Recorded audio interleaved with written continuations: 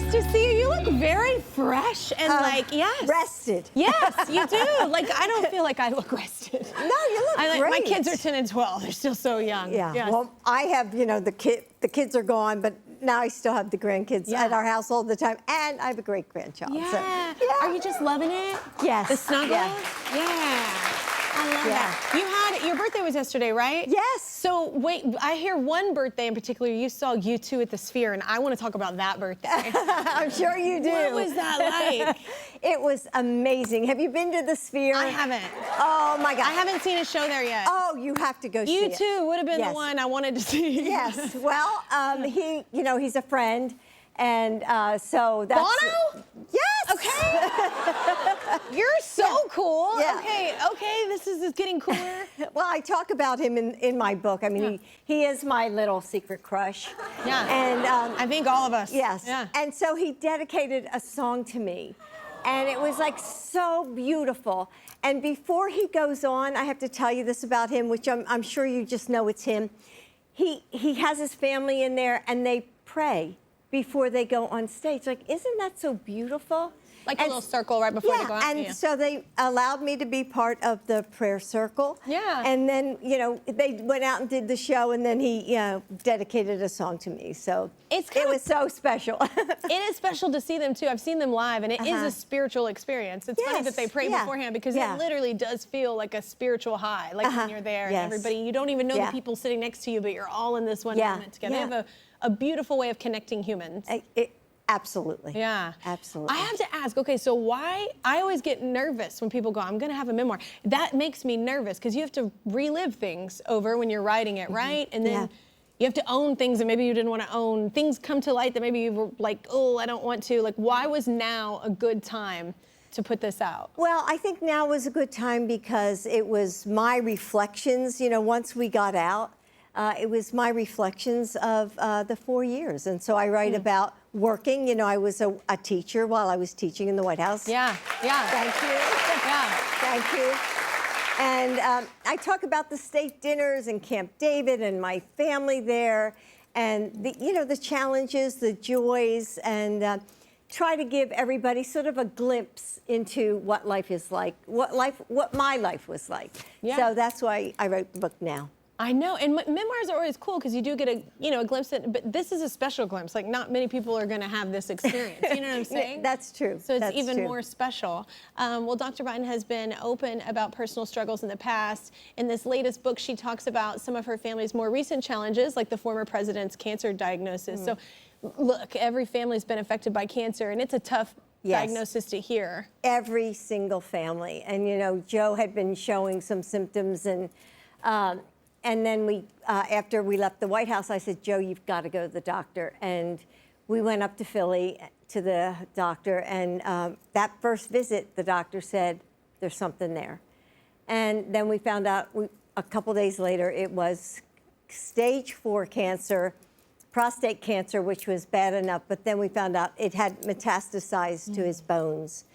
And that's a really tough part. And because, if you have prostate cancer, for all the men in the audience, it can be cured. It's the fact that it metastasized that makes it so much worse. So he's doing well in that he's still keeping his schedule. He's still making speeches. He's on Amtrak, his love of Amtrak, traveling to Washington. But it's taken its toll. It's different for everyone that I've known personally or heard of, but I think for a lot of people it is important to keep up that regular, I just want my routine as much as possible, that's helpful for me.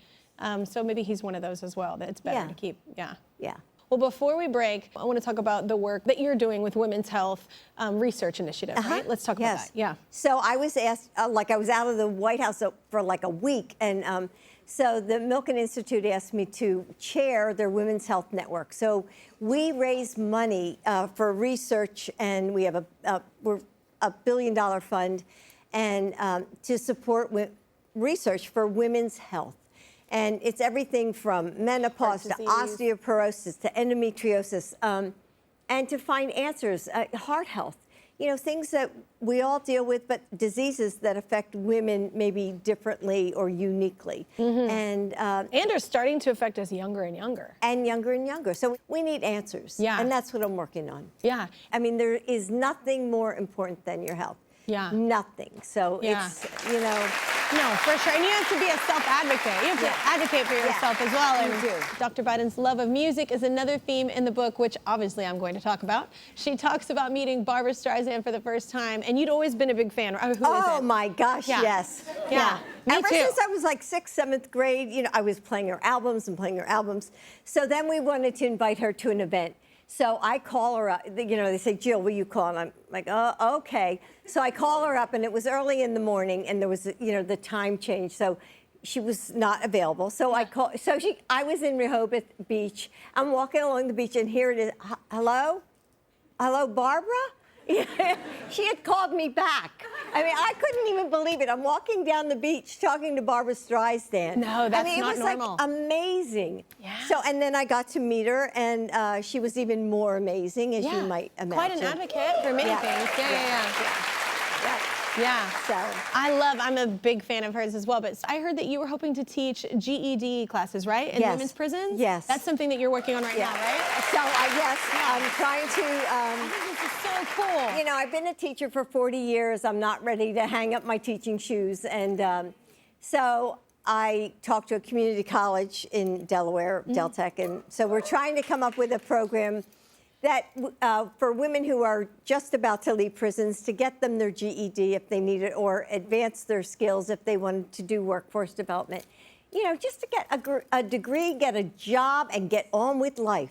And like, what a place where people probably forget, you know, they feel like they're not seen, people have given up on them in some sense. You know what I'm saying? It's kind of it can be hopeless probably. So to inspire and have hope in that environment is so cool. Yeah, and women supporting women is so important. Give them confidence. Yeah. Well, before we go, on your last day in the White House, this is maybe one of my favorite things I've ever heard that you've done. You wrote a little message in the condensation on the window. It's in my book. And you won't tell people what that, which I don't think you should. I think you should never tell people what you wrote on the window. But I mean, can you give me like a vibe? Like, is this like a hopeful message, or is it like a good luck? Like, is it can you give me a theme, an emotion you were feeling? But don't tell me what it is. Because No, I think that's a meme that could tell. go around, like, what was Jill Biden writing on the window? I think this is like a whole thing that could happen. It was like a sort of a aha kind of moment. Okay. I love you so much. I love that you said, oh, you can't give up the teaching thing. I think that look, I have a mother as a teacher. I don't think she has ever stopped teaching, even when she retired. I think it's just innate in y'all. It is. And I think I that love you teachers. you should still do that. And I think it is always going to be there. And to be a teacher is such an incredible thing, inspiring people to see better in themselves and belief in themselves that maybe they haven't seen and you inspire. I think it's an incredible thing. So I love teachers. I love that that's always a thing for you. I love teachers too.